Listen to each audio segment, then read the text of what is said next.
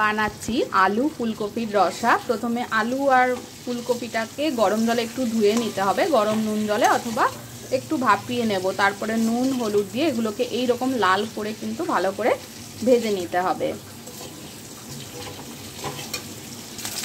ফুলকপিগুলোকে একটু সাইডে সরিয়ে নিয়ে তেলের ওপরে আমি তেজপাতা দিয়ে দিয়েছি আর দিয়ে দেবো অল্প একটু জিরে। এটাকে ভালো করে ভেজে নিতে হবে ফোড়নটাকে। জিরে, লঙ্কা আর আদা আমি বেটে নিয়েছি। এটা গরম মশলা, এলাচ, দারচিনি আর লবঙ্গ, এটাকে একটু ভালো করে থেতো করে নেব। ফোড়নটা ভাজা হয়ে গেলে মশলাটা দিয়ে দিচ্ছি।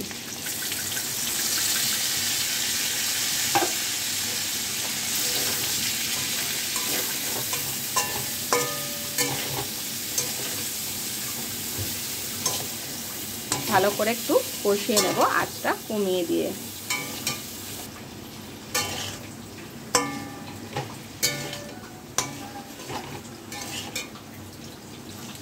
এবার এতে দিয়ে দেব জল।